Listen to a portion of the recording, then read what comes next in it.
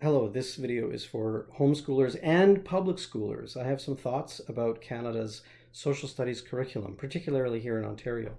My name is David. I have two daughters, one in grade 4, one in grade 1. We've been homeschooling since middle of last year. One of the interesting benefits of homeschooling is that I've had to dig deeply into the curriculum and understand what is being taught to our children. And I've identified what I think is an interesting bias, and I'll share that in this video by way of example. Just so you know, I've been using this material. I'm not endorsed by this group, but this is the Popular Book Company of Canada Limited. I don't fault them for the bias. I think that they've looked at the official curricula published by the various provinces, and they've made some materials here that represent and are aligned with that official curricula. Those official curricula, sorry. I'm going to work on my grammar as I'm now teaching grammar to my children. So anyway, here's an example of that bias. Yesterday I was working with my 9-year-old through these worksheets. Basically, I cut these out of that book, and then we work through them as sheets.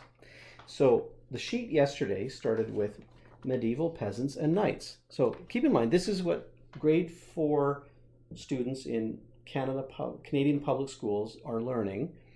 Public and Catholic schools, they all have to abide the official curriculum of their province. This is what grade 4 students are learning early in grade 4, that we jump into the history of medieval times. In Europe at this point, medieval power structure, king, lords and nobles, knights, peasants. We see a little story here about the farmer, the peasant. They swear an oath of loyalty to their landlord, and in exchange they can use the land and they get protection from the soldiers.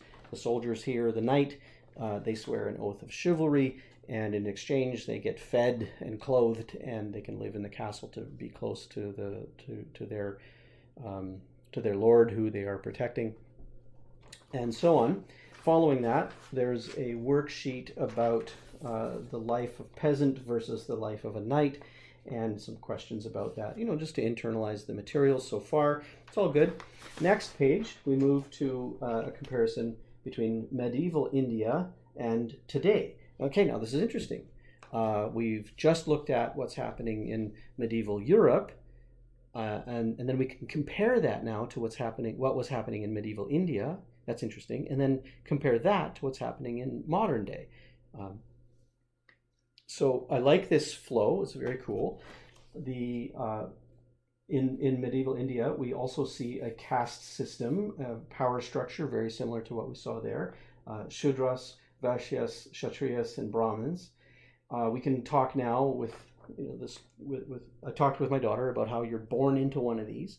You're just born into it, and that's your plight for your whole life. There's no way to change that, which is very different than what we have available now in Canada and most of the Western world. Following that page, then we move to study the plight of women in medieval India compared to the condition of women in modern day India. So another interesting comparison. We hear from this lady who was very poor. She belongs to a caste. She's essentially owned by one of the priests. She's a servant in the priest's house. She cannot choose her own husband. My parents found me a husband, for example. She works very hard. So contrast that with the story from these ladies. Hi, we are friends in the university. Oh, they're friends and they have access to education now. They can graduate and work in the fields and careers that they love. They marry the men we love, so it's not, they don't have arranged marriages anymore. They share their household responsibilities with their husbands and so forth. They can have spare time and they can work hard and then enjoy a better quality of life. Interesting comparison, right? And then a little work table here to see, do medieval Indian women have a chance to receive education? No. Do the modern women? Yes. Choice of marriage? No. Yes. Rights and freedoms? No. Yes. Household responsibilities, yes and yes. Leisure time, no, yes. Chance to improve life, no, yes. So you can see the intent of the lesson is to show how we've progressed, specifically with respect to the rights of women in India from medieval times to the modern day. Now, one might ask, no problem. But I found it interesting that if we insert the word man throughout the page, the lesson is still true, actually. And so therefore, I wondered, why is the focus on women only? And because, for example, if you were born as a Shudras in that caste, or if you were a peasant here in this class, did you have a chance to receive education? No, regardless of whether you were a man or a woman. Did you have rights and freedoms? No, regardless whether you were a man or a woman. Did you have any leisure time? No. Did you have a chance to improve your life? No.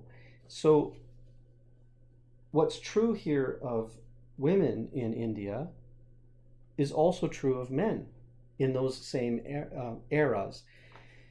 And so I was happy, because we're homeschooling, I have the opportunity now to talk with my 9-year-old about that. And but I wonder if that's discussed in our public schools at all, or is it taboo to mention the fact that